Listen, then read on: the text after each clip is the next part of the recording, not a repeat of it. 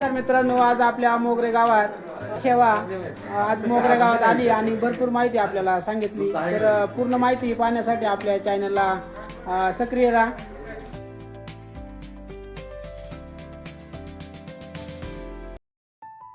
आपल्याला एक सुरक्षा कवच आपण जे म्हणतो ते सुरक्षा कवच पोस्ट खात्याच्या माध्यमातून आपण घेऊया असं मी तुम्हाला सांगतो। आणि या ठिकाणी आलेल्या सर्व मान्यवरांचे मी पुनश्च ते ऑटोमॅटिक करतो।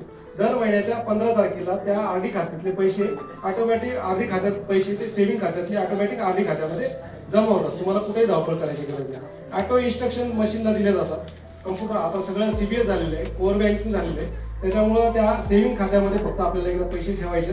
सेव्हिंग खात्यातले पैसे समजा 500 रुपयाची आरडी आहे तर दर महिन्याच्या 15 तारखेला ऑटोमॅटिक 500 रुपयाच्या आरडीचे खात्यामध्ये ते वर्ग होऊन जाते आणि त्याची नोंद तुम्हाला मेसेजद्वारे SMS द्वारे डायरेक्टली येऊन जाईल। तर त्याच्यासाठी तुम्हाला भरायला जायची गरज पडत नाही। परत त्याच्यात दुसरा एक पर्याय असा आहे, आपल्याकडे IPPB खातं आहे, इंडिया पोस्ट पेमेंट बँक, त्या खात्यामधून तुम्ही स्वतःही व्यवहार करू शकता। तुम्हाला वाटलं नाही मी 15 तारखेलाच नाही भरायचं, मी मला माझं खातं 30 तारखेला भरायचं, तर 30 तारखेला सुद्धा इंडिया पोस्ट पेमेंट बँकेच्या खात्यात जाऊन आपण त्याच्यातून त्या आरडी खात्याला भरू शकतो। तसंच सुकन्या समृद्धीलाही भरू शकतो, तसंच PPFलाही भरू शकतो। म्हणजे तुम्हाला याच्यासाठी कुठेही पोस्ट ऑफिसला जाऊनच व्यवहार करावा असंही नाही, एकदा इन्स्ट्रक्शन दिले की ते ऑटोमॅटिक पण होतं। तर अशा पद्धतीने आता पोस्ट ऑफिसचा 1000 जरी अकाउंट झाले तरी तुमचं पोस्ट ऑफिस तुमच्या गावात उघडावं यासाठी आपण प्रयत्न करू शकतो आणि तशी विनंती आपल्या वतीने वरिष्ठांना करू शकतो। सरपंचाच्या वतीनं सरपंचांनी आपल्याला लेटर वगैरे दिलं तर तीही व्यवस्था आपण करू शकतो। हे करूया पोस्ट ऑफिस। धन्यवाद, तुम्ही त्याला मला उत्तर देताना अजून थोडी माहिती देता आली।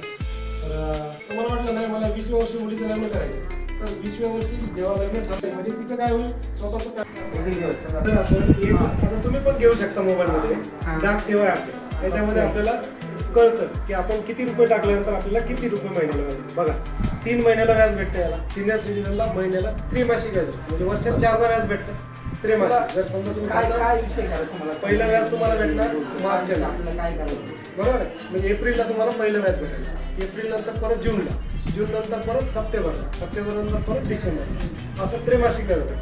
1 लाख रुपयाला तुम्हाला भेटेल 2050 रुपये दर 3 महिन्याला, 2050 दर 3 महिन्याला। आणि हे खातं किती वर्षाचं आहे? 5 वर्षाचं।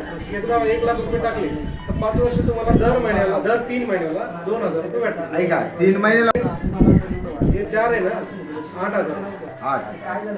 यालाच तुम्हाला वाटलं नाही मला 500 रुपये गुंतून टाकायचे कशात, आरडी किंवा 1000 रुपये गुंतवायचे, तर आरडीला जर तुम्ही 1000 रुपये गुंतवले तर 1000 रुपयाचे तुम्हाला भेटतात 71,362 वर्षाला नाही, 5 वर्षाला, 5 वर्षाचा आरडी असतो, 1000 रुपये दर महिन्याला गुंतवायचे, असे 5 वर्षाचे 60,000 रुपये जमा होतात।